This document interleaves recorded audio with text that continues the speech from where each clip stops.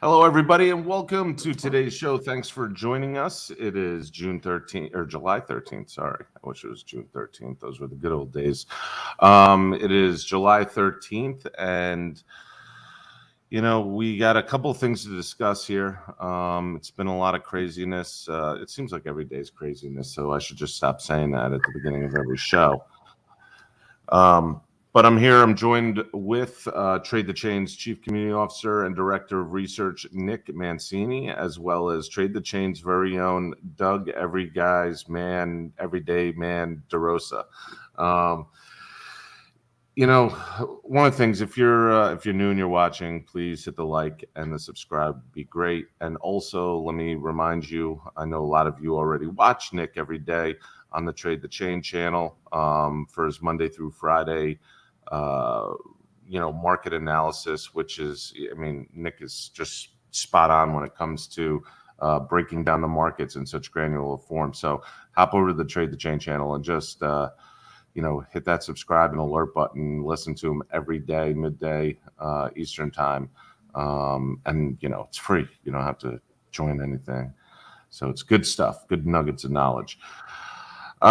Today, we're going to discuss a bunch of things affecting the crypto market and the stock market. As you can see, we have, where is this? Why can't I?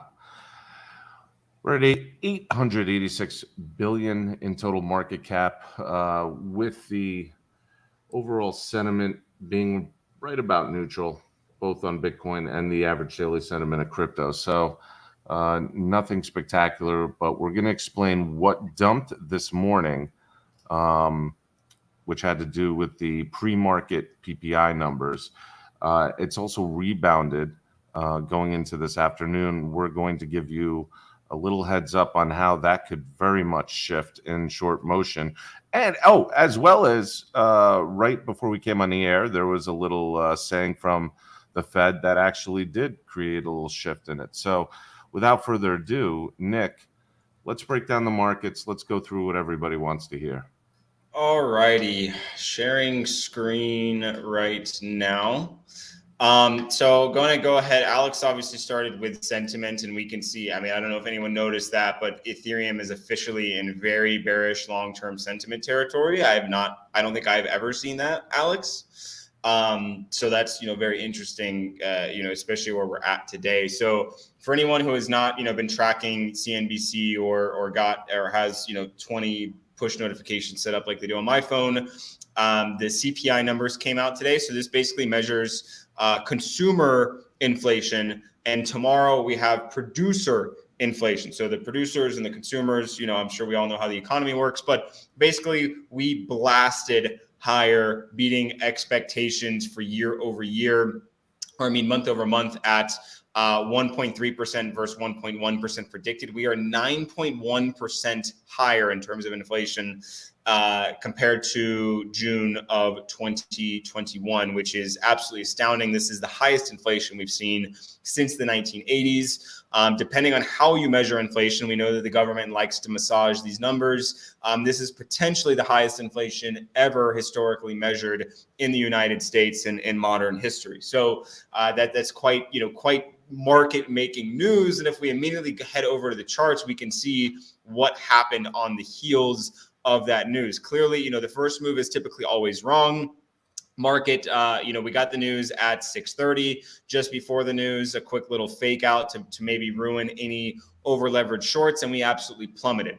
We've been using S&P 500 as a weather vane for Bitcoin. We can see almost identical price action here, and subsequently, interestingly enough, and this is something that we'll discuss later, is price is very much recovered. But we just got one of the Fed governors, Bostic, just said, quote unquote, everything is on the table, in reference to a 100-point basis hike at the end of the month and then the next FOMC meeting, which I think is the 26th or the 27th of July. This means that the market now has to price in a likely 100-point basis hike. It began to this morning, and that is why we obviously saw subsequent price action. And I don't know where my DXY is, but just to give everyone a clearer view of why this is happening. So basically, the Fed or we get bad inflation numbers, the market realizes the dollar is going to go stronger because of likely increased interest rate hikes, and then we have subsequent massive volatility to wash out any over leveraged traders. Now the dollar is obviously moving higher. This was the range we drew earlier in the week. It's still playing to perfection. So I do not want to long Bitcoin unless DXY makes it out of here. And I only want to short as long as it is within this range and heading higher. So in reference to CPI, obviously horrible numbers today. The White House did say that these are old numbers or stale numbers. That is because commodities have come off their highs. And this is in reference to June inflation. We are well into July, but I don't think anyone is expecting stellar July numbers moving forward. And I don't think anyone is expecting commodities to completely come off their highs and move lower continuously, especially heading into the fall and winter for America and Europe. Now, to add, a bit of the proverbial cherry on top for bearish news, we have big tech earnings next week. It begins with financials this week. So banks and such, I don't expect them to be very positive, although the banks do look strong. Tech is likely going to give you less than stellar earnings as well as less than stellar guidance. We now have big banks coming out with negative GDP projections going into Q1 of 2023, and if the big tech, which makes up obviously the S&P and the Nasdaq, which we know are weather vanes for crypto, if those earnings are both less than stellar and look forward with bearish or potentially less than stellar guidance, and that would agree with the current projections we're seeing, and we would likely see the market potentially move further or consolidate at current levels. I am not counting out, especially if DXY continues higher. We've heard those 120 targets. If earnings are bad, if PPI is bad, and GDP projections still continue to be poor, I don't see why we would not live in a world where SPY is pushing towards 340 or is at 340. This is a very gross looking formation. It is basically a double top coming out of a bear flag, heading lower after testing support once. So not entirely confidence inducing, both from a sentiment perspective, fundamental perspective, or technical perspective. But these movements are going to depend on the Fed giving us what we expect, i.e. a 100% basis point hike, as well as DXY moving higher, which basically signals a stronger dollar, which means you can buy less equities in crypto with your dollars. So I know that's a lot, but when you're looking at the macroeconomic picture, a lot of variables in play, and they're all more or less saying the same thing to us, in my opinion. What do you guys think? Well, I mean, Doug's pretty much looked mind blown over there. Oh, I was just going to say that, when you look at the language that the press secretary said, so that inflation, she didn't use the word plateaued. So let's just say this was the high water mark, right? So we plateaued 1 month, next month better. Does that mean the Fed stops raising rates? Probably not. So it's going to be a series of a couple months. But the key word there for the man on the street, which is my angle, is the word elevated, right? Like prices that have been rising over the last year, 2 years, those are going to stay higher. So just using an analogy here, local pizza shop raised prices $3 across the board on everything. Like, does that stay now for the next 2 years? Do they lower it by $1, right? So when the word elevated is used, so inflation may have peaked, right? But what does that mean going forward to the man on the street? I think it's going to be like Powell said that, and we've referenced this many times, there's going to be pain, right? It's going to be tough sledding. And I think, Nick, you could appreciate this, that, the market and the economy are two different things. I think going forward, you're going to see EPS revisions down by analysts, right? There's going to be a little bit of an easy beat going forward. I think people are going to say, look, this is fair value for the market. Cryptos are so highly correlated. Both of those probably go up. But what does that mean to real businesses, right? Their borrowing costs are still going to be high. It's still going to be tough sledding. So I think there's money to be made in these markets, but that's still not going to be easy for the guy on the street, that's trying to struggle along. So. You're absolutely right. And I mean, one of the things, listen, the reason he brings up pizza is because Doug is an avid pizza connoisseur. But you're absolutely right. When people start raising the price of products, very rarely do they come down, right? So if the pizza guy's been charging $3 extra for that large pizza pie because of inflation, in 2 years, don't expect the guy to say, hey, we're going to reduce it. It's not like the gas pump prices, right? It's Which are $22 now, Alex, for a large pizza. I know. I've been telling you this was going to happen. The pizza squeeze is on. But the one thing I will say is we have come down. I think where I am, we're down from $1.50 a liter for gas to $1.47. So we're like 3 cents off, and that's really good news for a lot of people when they see that. But for the everyday guy, it's almost like getting a double hit, right? It's the first time crypto is going into a bear market with a real world recession accompanying it. So we're being tested. It's going to be ridiculous. I want to just put up on the screen real quick what Nick and I did, because we always talk about different opportunities in trading, and I just want to give everybody the lowdown. So this morning, Nick was talking about CPI numbers, and those came out at 8:30 a.m. this morning Eastern time. So we were chatting. We're all looking into what our move is going to be right around here, the 7 o'clock hours. We go in. We're figuring out where we were setting up our positions. It was interesting. We had this head fake pump as people started trading positive going into this announcement, which was interesting, but it's also not heard of. About 2 minutes, I didn't lay in my shorts. Nick, I think you set yours up early, but I set my shorts up around 8:28, right before the announcement. And when that announcement came, you could see this drop right here.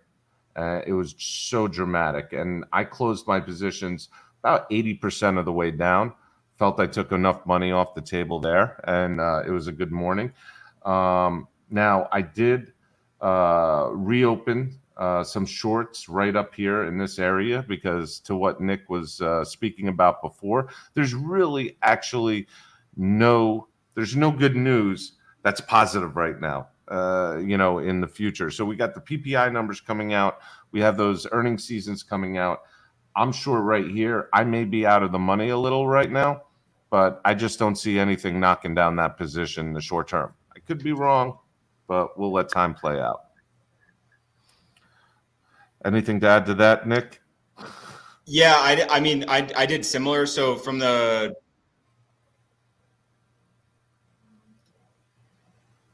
am I slow? Yeah, you're a little slow. You've gotten blurry out of HD.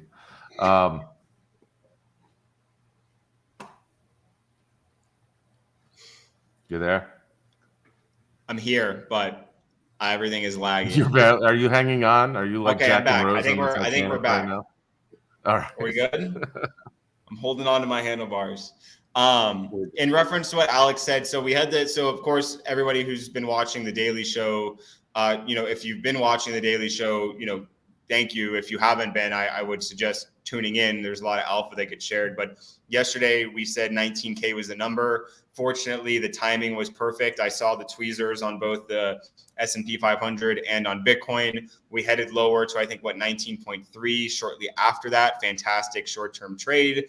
And then I closed half my short. So I think, so for anyone who's, whenever I'm talking, I want to short this, here are my targets. When we're talking, we have this big macro overhang, and I'm saying, we may come outside the channel. Whenever I approach these types of trades, and I'm honest with you, and I'm like, hey, I'm shorting, that's a short. Once we get to that, get near that target, then I start closing some of that shorts. If I'm still bearish overall and it's not a scalp, I close half and I wait for the trade to continue to flush out. If we end up breaking back up, then I close I still have some profits. If we end up getting hit by resistance, or support turned into resistance, I reshort and then I came back down. So that's exactly what I did yesterday. I took 50% off. I added 25% more.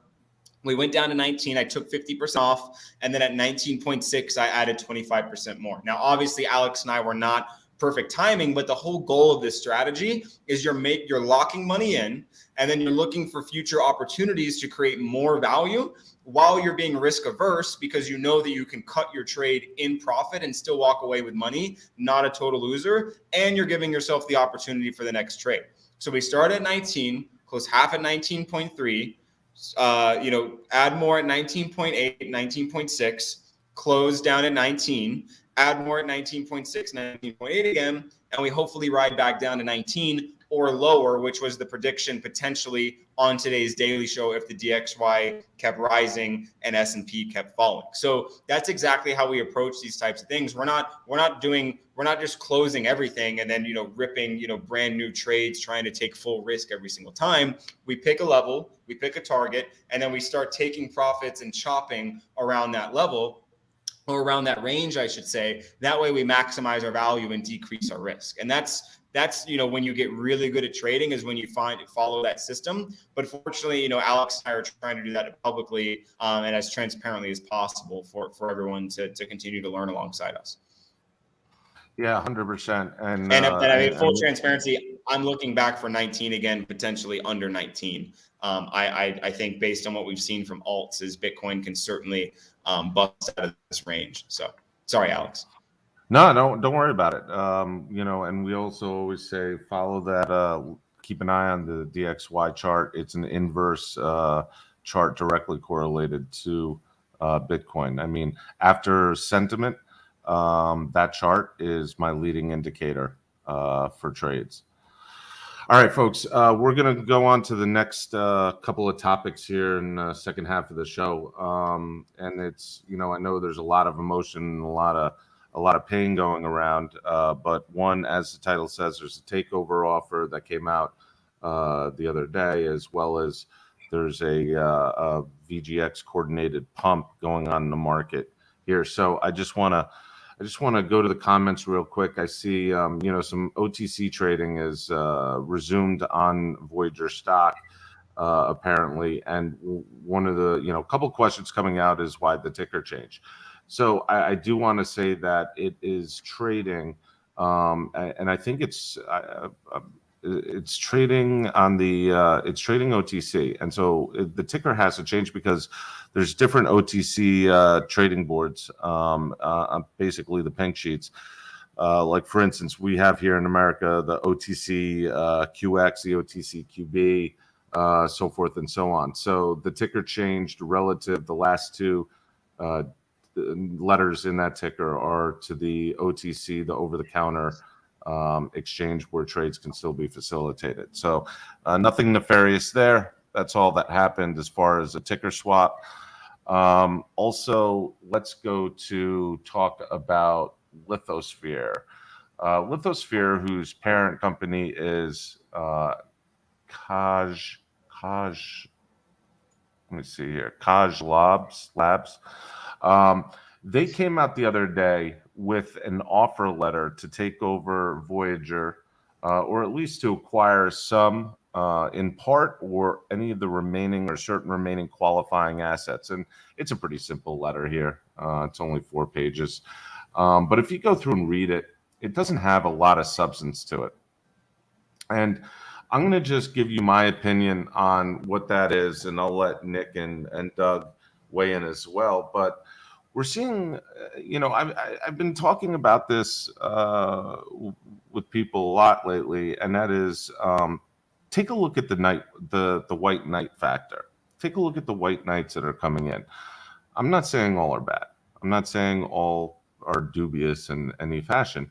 I'm just saying pay attention. When SBF came in and created a credit facility with Voyager and BTC and a drawdown in USD.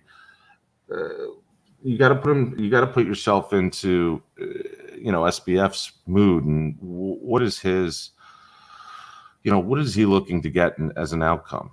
And I was discussing this with I forget who. We talked to so many people during the course of a day, but do you remember about 8 months ago when the market with Bitcoin was hitting its all-time high and everybody was euphoric and the world's never going to end? That's the greed gene that goes through people. And the greed gene is like a huge amount of endorphins that just cloud your better judgment.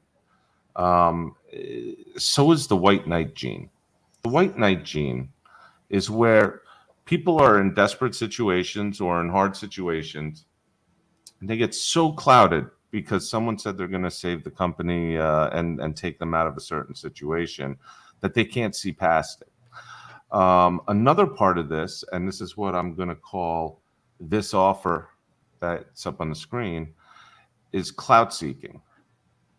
Clout seeking is when people insert themselves into a situation that brings more attention, eyeballs to them. I looked at this letter. It's simple. I breezed through the network's websites and looked at some information, and immediately I just couldn't find a fit. There's no reason that this company should acquire any assets of Voyager. And therefore, it is my opinion that these people just wanted to have eyeballs put on them in the short term and in good light. There's individuals who do it and companies that do it, but that's all it is, just clout seeking. Nick, I want you to weigh in what your take is, what your opinion is. And Obi-Wan Kenobi, absolutely, simple PR stunt. So, I mean, in reference to this, based on where we're at with everything, I agree with you. I don't see why this would be a large benefit. I think Voyager is probably better off at least continuing with the current proceedings. That I get. What is it? Chapter 11?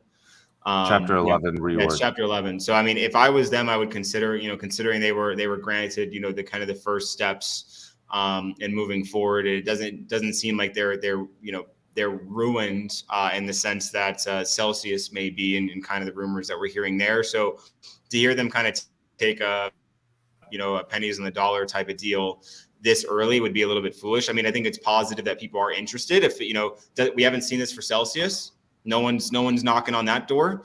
So the fact that someone is seeing positivity is potentially a good sign.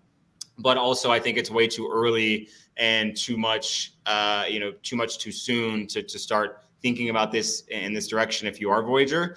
But clearly, this is helping with some of the other stuff that's going on in terms of putting a light on Voyager and potentially helping out some of the heroes and VGX holders and things like that. Yeah, and by the way, Twitter is not the way to launch a takeover bid, in my opinion. And if you are doing that, then the medium is just as important as message, in my opinion. Yeah. Email versus handwritten letter versus text message. Everything says something a little bit different. So, yeah. So this offer to me, poof, it's gone. On to the next one, Metaform Labs. Now, this is an interesting one. It's been on Twitter for the last 2 days. Today, all the rage. This one. This one is perplexing, and I'm going to set the tone here. So I don't know who this is. I don't know if this is an individual. I don't know if this is a real company or maybe a little teenager gang in Nebraska. But basically, they announced that they are going to be orchestrating a major pump to $5 for VGX on the 18th. And of course, this brought out a lot of emotion for VGX token holders as well as Voyager customers, because we've all seen the price of VGX go down all the way to 15 cents during this bankruptcy. Now, here's my take on this. And this is interesting. And just to give you an idea, there's the price action on Voyager token for the last 7 days. What is interesting is this could be a pump and dump, right? And by the way, I tell no one to invest in any of this stuff. This could be a pump and dump. But imagine there was a world where this was a crowdsourced effort to actually bring the price of the token up to where there's sufficient liquidity and value in the marketplace where a company could almost self-bail itself out, right? That'd be interesting. That'd be reverse GME attack style. So I had to think of it because it's kind of cool and original. I saw a lot of people tweeting about that conspiracy theory. The only problem I have with that is because Voyager is in Chapter 11 bankruptcy, there's no one over there at Voyager who could go out and sell the tokens at any value. I believe everything is more or less a freeze order on that, so the Treasury wouldn't be able to help. Listen, I like people to tell me I'm wrong if I am wrong, so comment or put it in the chat. But if on the 18th the value is so high that Voyager could peel off $650 million into the market, make itself whole, and say, hey, we're all good now, guys. Sorry, head fake. It's not going to happen. That's not how things work. Now, do you get in this? I wouldn't suggest anybody gets in this. Full transparency, I did get in this, but that's fool's gold right there. Just because I'm a degenerate. That's why we're here today. But what are your thoughts, Doug and Nick, about this whole thing with this orchestrated pump and dump for the good of humanity, not the bad? Well, I think we discussed earlier kind of this pro rata proposed distribution that VGX customers may get moving forward, right? Which is some type of combination of assets. So if you held some ETH, maybe you get some VGX tokens, maybe you get some VGX stock. Obviously this is important, right? When that's going to be timestamped. If this thing does go up and continues to go up for some reason, right? Even though they are in bankruptcy proceedings, what price do people get at, right? Are people going to almost have an option that has some intrinsic value? So it's compelling that way. The other side, what you were just talking about is, Steve does come from traditional finance. I was really surprised that of those suitors, you didn't get like a BNY Mellon or a State Street or somebody that's been itching to get into this space to get in there. And maybe that speaks to, Vermont now is getting in, some other regulators. This also speaks to Celsius. That were these supposed to be regulated or, regulated securities? Were they unregistered securities, right? And does that open up a whole Pandora's box? And maybe big asset management firms don't want to get involved in that, right? Until that's resolved. So yeah, it's a compelling news story right now. Unfortunately, a lot of VGX customers are locked up and have no access to their money, so they can't really participate. And some would certainly like to get out of this right now, right? But I would say there's nothing really newsworthy until, what is it, August the 4th, when that email came out the other day with the bankruptcy proceedings. I think that's the next court date, right? So to me, no news until August the 4th or whatever that date was. So, Nick, the great Mancini. Yeah, orchestrated pump for the good. This stuff I'm not an expert on. I mean, we've seen actions like this, I don't know how many times repeated since 2016, 2017. I don't want to claim to be an expert and opine and lead anyone in the wrong direction, but I do think that if you are chasing pumps based on a tweet with someone who has a hashtag in their name, you're pretty much asking for pain. If you don't catch those things immediately, I saw a comment in here. By the time you see it, you are likely the exit liquidity. If you do not see it immediately and you did not have the opportunity to get in before it was a 400% pump, I will say history says you are likely going to be the exit liquidity. So I don't know why this is happening. I don't know who this is exactly benefiting, other than probably the people who are executing the pump themselves and a few of the early adapters. But I've seen this story time and time again, and it typically ends with more people hurt than helped. But we don't know how long this thing can go because there is a lot of supply locked up. But I would assume, given what's happening right now, is there will be more supply externally there was before, because people probably started pulling Voyager out that was hidden away, maybe not in Voyager, it was in other places to be used now or to sell, to exit at a higher price than it was before. So in my opinion, your demand once the dust settles, your demand is going to stay constant. Your supply is only going to be higher, and basic economics says that price will be lower by the time the dust settles at the end of whatever's happening now. How long that takes, I have no clue. But I've been here too long to not tell somebody that this is a big red flag to me. Yeah, if you are in it, let's just say that come the 18th, you might be hurting. So, if you are playing this, just take profits that are comfortable if you can't afford to lose it. Because if someone tells you when they're going to pump it, it's usually when they're going to dump it. And typically those targets are never met. Those targets are never, ever, ever, ever met. ADA, Shiba, Doge. I mean, the list goes on. 150K Bitcoin. Come on. I mean, we've been caught up in that as well. And when the macro environment seems good, any narrative flies. So if someone's telling you a target and it's a little bit higher and it's a little bit too high based on where it is now, you're likely going to be the exit liquidity waiting for that target to hit. And that's just typically how the game goes. Yep, 100%. Scott Jones, you bought the new stock. You are officially a degen, sir, and congratulations. Welcome to the club. Obi-Wan Kenobi, if you find this guy on your Twitter, first of all, follow him. If you see him in Twitter Spaces, hop in that space if you got questions or if you want to hear some really good explanations. The gentleman is one of the most clearly speaking, explanative voices that I've heard around. So he's a good dude, and he definitely knows how to explain things in relatively simple terms, which I need all the time. As far as any new news around 3AC coming from Gina Bina that affects Voyager, there's no real news. I think they have a court appearance due, which likely they won't show up for. There was a tweet from Zoo. I miss those guys, Kyle and Zoo. Screw them. There was a tweet from one of them that, very cryptic. They didn't used to be cryptic. I remember them a long time ago.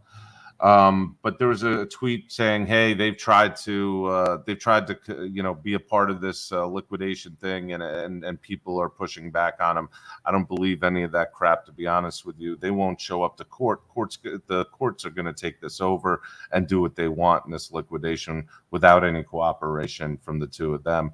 That was actually a question I had, Alex. Do these guys need to be found? I know they're on the lam right now, right? Do they need to be done to get this resolved in a timely manner? Well, that is an interesting question. So, I mean, being on the lam automatically connotates negative things like, the law is after you and all that good stuff. There's no law after that. There's no authorities looking on a criminal side for them, at least not yet. So you don't have to show up to anything. I mean, if somebody sues you, let's say, over falling on your sidewalk in the snow, you don't show up to court to answer that lawsuit or deal with it. The courts are going to judge and rule without you there, so they don't need you there. And I don't really think that anything would go any different with the court proceedings, with them not being there, with the exception that if they do have assets that are hidden or tucked away that can't be found, they could open their mouths and let that be known so that people could, who they borrowed from could get some sort of money back. I have heard of the NFT collection that they amassed with some of these borrowed funds, which was interesting. My guess for this is if whatever money was given to them is gone. You will if you're lucky, you're going to get literal pennies on the dollar. We're not talking 80 cents, 90 cents. We're talking pennies. They traded everything until it was gone. They basically went balls to the wall. I'm sure they have some personal income. I'm sure they left a few funds and some dust running around. But in reference to everybody's money that was lost across the industry, I would bet my personal fortune that nobody's going to see a lick of that in reference to anything that's significant to being helpful. It is gone. And I think the quicker that everybody accepts that and understands that the easier it is to move on, because false hope it's what murders traders and investors and everything else, because you're literally watching time and money go to waste. So I think that if we can all make an educated guess, 3AC is done. They screwed the entire industry. and we will have to pick up the pieces and move forward. In reference to Mark Cuban jumping in and things like that, don't expect that either. But Voyager is going to have to go through the process they're going to have to go through. Clearly, they're getting some private investor interest, but it's no one significant, and I don't think this is going to inspire a State Street, a Mark Cuban, a Goldman Sachs, or anything else to come and pick up the pieces either. Voyager is going to deal with what they have to deal with. They have a process in place. The worst case scenario for them is that people get 70 to 80 cents on the dollar. In reference to previous financial collapses and horrible things that have happened in markets, that is one of the best worst case outcomes I've ever seen in my life. So, in reference to that, I know it seems horrible and shitty, and it is. There is a light at the end of the tunnel for that, but it is not going to be brought forth by false hope and false narratives that are spread around on Twitter. So I hate to be that guy, but the realer we are with this, the easier it is to then face reality, move on, and become wealthier for it. It's interesting because reading Noobie's comments, this is a precedent-setting case for crypto brokerage filing Chapter 11. What's really interesting is this is a precedence for regulators to now force crypto exchanges or brokerages to use their BD. So just as a heads up, a true brokerage in TradFi files under Chapter 15. If anybody, I know it's going to come as I think I've seen this floating around, and exchanges, including Voyager, did buy broker dealers, most of them nickel BDs, 50,000 net cap requirements with, about 5 or 6 operating lines with FINRA.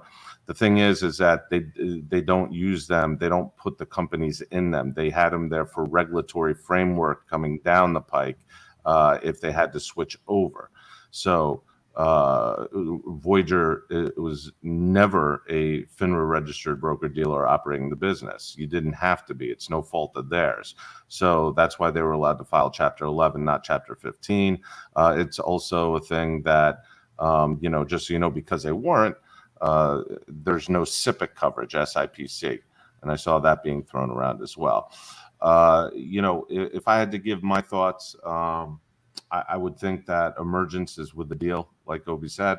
I would say that, from my conversations with Mark on the episode last week, Mark Lepresti, that we see this fraud and accounting audit done by MCP is sometime in the next 6 weeks for people to get their USD returned. If they are going to keep proceeding with the reorg after that, I don't see them holding up crypto assets for 3AC liquidation completion, because that would take a year, 2 years, 3 years. I see them writing down that note automatically and doing whatever blended freaking formula that they got, and in their presentation out somewhere in the fall time. And then if anything ever did come back from 3AC, it's either icing on the cake to customers, or they just won't see it to begin with.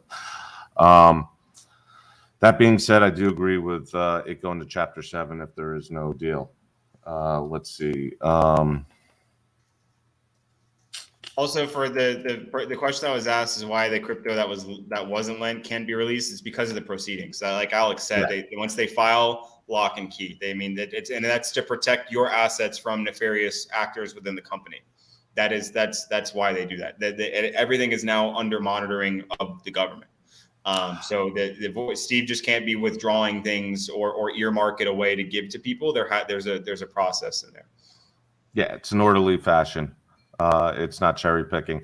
I just want to bring this up, interestingly enough, because I know this was a big bone of contention in the beginning, and I don't want to touch into the FDIC thing again, because I think between everybody who knows what they're talking about, it was explained in enough spaces and enough episodes.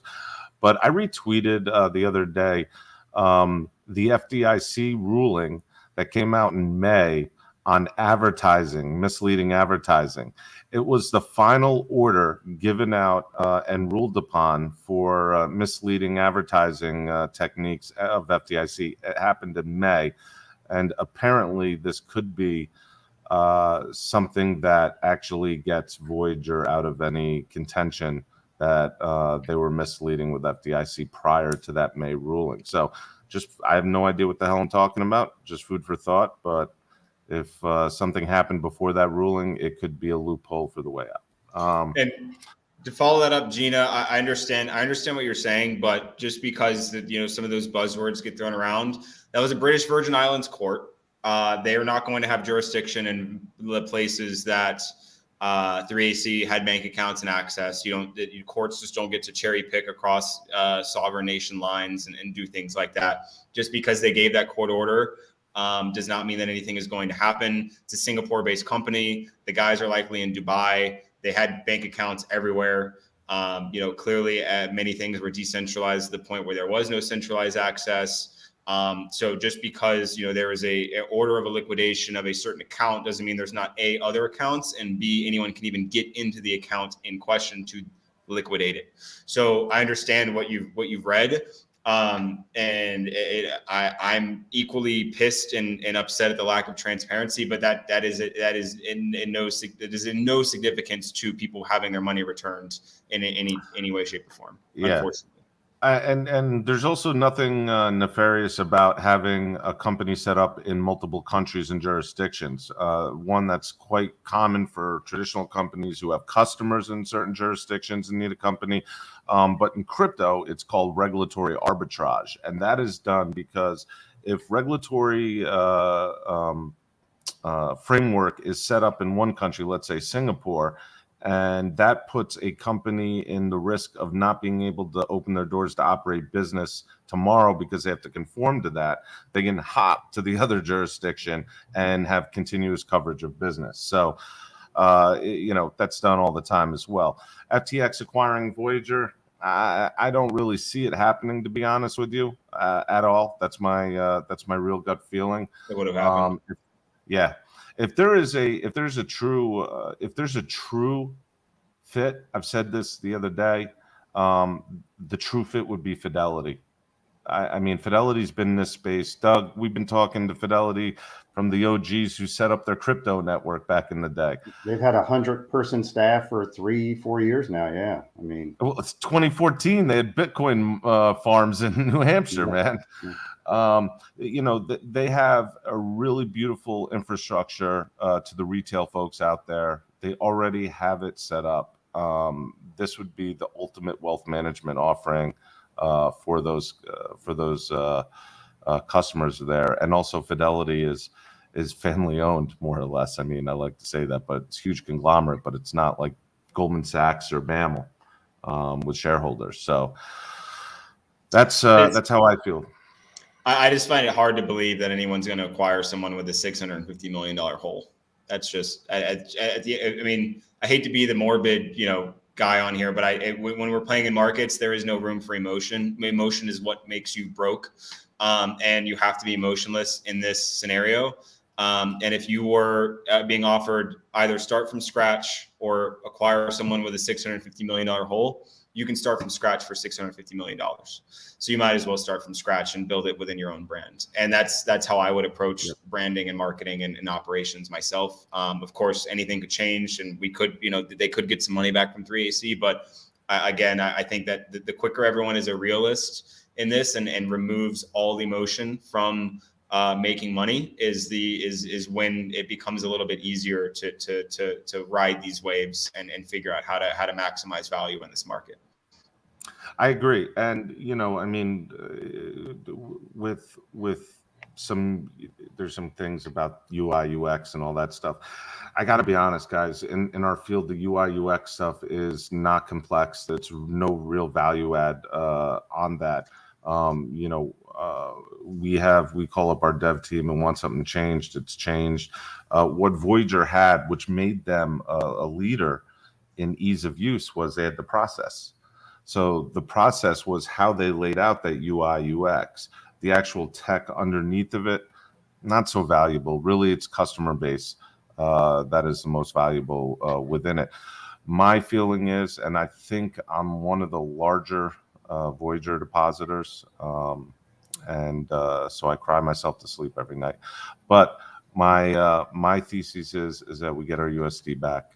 We get as much as we can back going through the court process, 60-70%. of some sort of blended portfolio, which 20% of that could be possibly useless to value for me or anybody else. And we walk away beaten up, and that's where it goes. But that in itself is positive, and I'm being positive about that. We could all have no money. We could all get totally fucked. So that to me is being positive.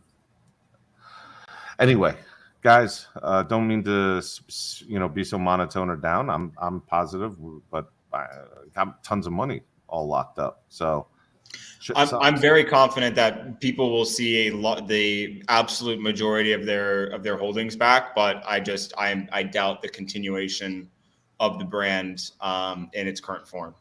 So exactly. and I doubt the recovery of probably some of the worst actors we've ever seen in this space. So I have to be honest with that, but I'm very hopeful that everyone will have a decent holiday season with the money that they have on Voyager currently. And go ahead. I was going to say, Alex, on a future show, if we could address the equity shareholders. I don't believe it's been delisted yet from the Canadian exchange, has it? No, it was halted. It was halted. Right, but there's listing requirements. So I think we should kind of address that. And then going forward, if there is this pro rata distribution of Voyager shares, whatever the new Voyager, if it gets delisted, how long will it take to list again and all that? Because obviously people own equity. They own both the token and the shares as well. Yeah, it's gotten moved. It was halted for delisting review. It's been switched over to OTC, over the counter markets right now. To Obi's comment, yeah, it's they're the common shareholders are the last in line of the credit stack going through this. And just a lighthearted joke on that, again, that Fidelity UI UX sucks comment. Man, I found my Coinbase account that I last used in 2017. I opened it up on my phone. I couldn't figure out how to use it. I didn't know where to go, what direction my thumb should be. I was like, this UI stinks. This is why we all went with Voyager. So yeah, I'm completely like an amateur opening up his first crypto account, even though I've had those exchange accounts since 2015, 2016. So interesting stuff. Folks, we'll try to update you on Twitter. You always find Nick, Doug, myself. And like I said, hop into any spaces Obi-Wan is in, because he's just a true gentleman about working and speaking through all these hard conversations and times. So with that, I'm going to let everybody go, and thank you very much for watching. Don't forget to hit the like and subscribe button on your way out, folks.